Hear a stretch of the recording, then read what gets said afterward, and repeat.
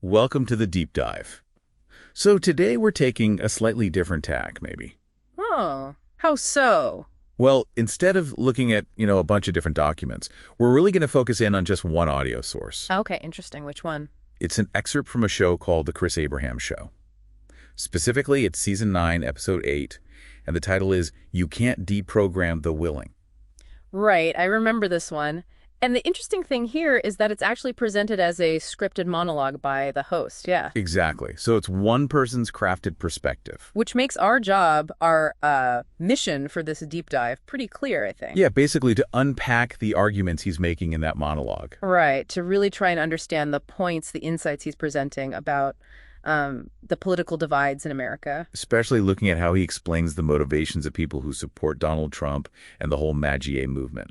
And it's super important, like we always say, but maybe even more so here, to remember this is one specific viewpoint we're exploring.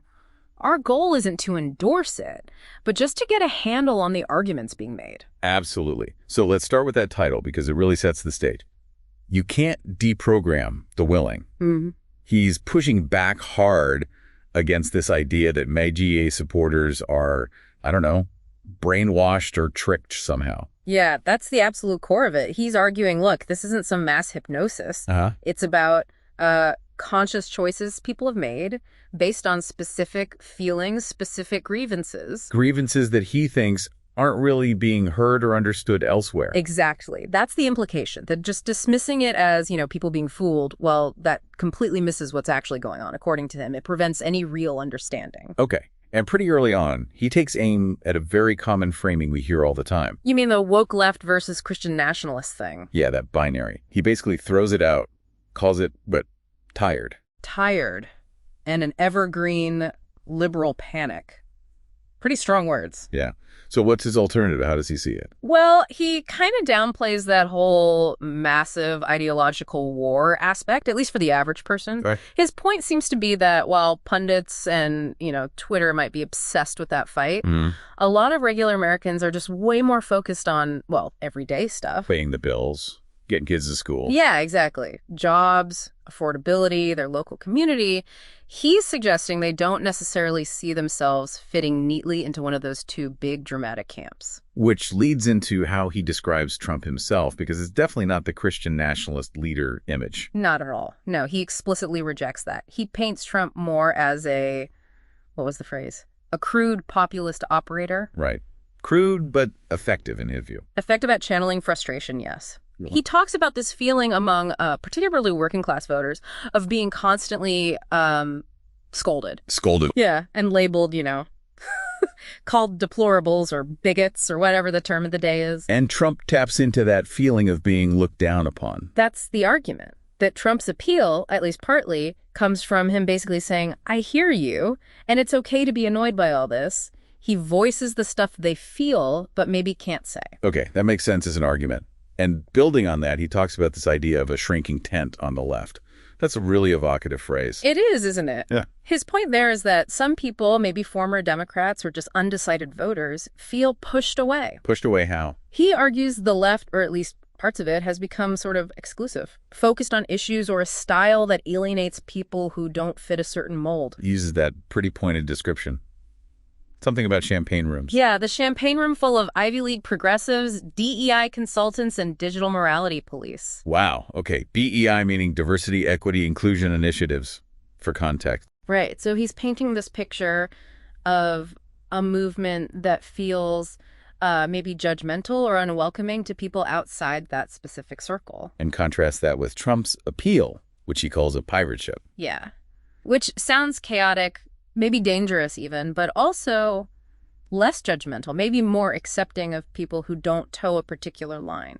That seems to be the idea. So it's less about policy specifics and more about a feeling of belonging or not belonging. That seems to be a big part of his argument. It's about culture and who feels seen and respected and who feels constantly criticized. And this ties into how he pushes back against equating MAGA directly with white supremacy, right? It does. He tackles that head on. He brings up, anecdotal stuff, but points he clearly thinks are important. Like what? Like calling America a mutt country, a DNA kit nation. He points to the fact that there are interracial families, diverse backgrounds within the MAGA movement itself. So he's saying it can't just be about race if the movement itself has that kind of internal diversity. That's his assertion, yeah.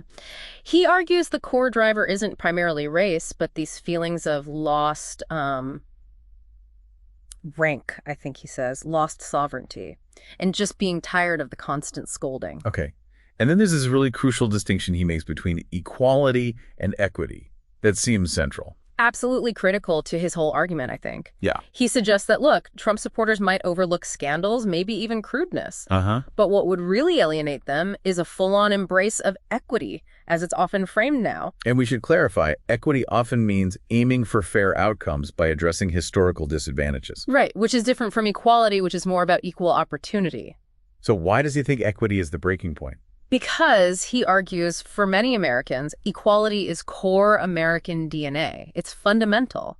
But equity, when it's presented in certain ways, can feel like revenge, or like it's designed to make them, specifically white working class voters perhaps, the villain in the story. So it connects back to that feeling of being blamed and lectured again. Precisely. It taps into that same sense of grievance. Okay.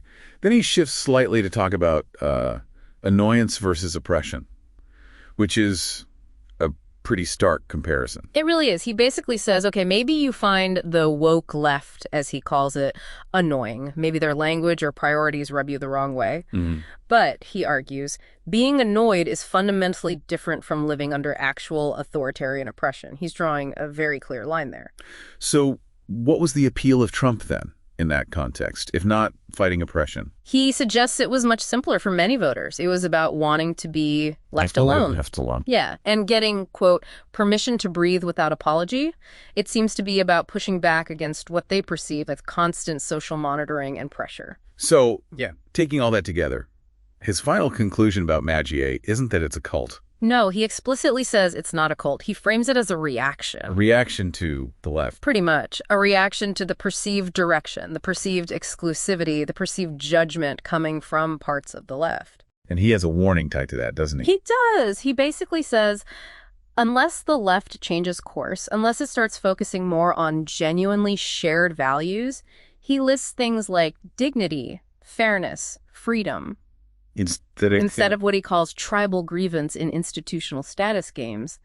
He warns that if that shift doesn't happen, you're just going to see more figures like Trump emerge, tapping into that same reactive energy. Which brings us full circle back to that title again. You can't deprogram the willing. Exactly. What's the final takeaway message he's leaving us with there? I think the ultimate point is that trying to win people over by shaming them or calling them names is just counterproductive. It doesn't work. So what does work, according to him? Understanding. Trying to genuinely grasp why people feel the way they do, what's driving their support. He's advocating for engagement based on those potential shared values rather than just condemnation. Okay. So wrapping up this deep dive into this monologue from the Chris Abraham show, it's definitely one very specific way of looking at things. No doubt about it. A particular lens on the American political scene right now. And he certainly challenges some pretty common assumptions about why people support Trump and MAGA. Absolutely. And listening to it really makes you pause and think, how does this line up with my own understanding? Does it resonate? Does it clash? Where does it make me reconsider things? Definitely food for thought. Which leads us to maybe one final idea for listeners to chew on. If we take his argument seriously for a moment, that the MAGA movement is largely a reaction, what does that actually imply for finding any kind of common ground? That's a big question. Yeah.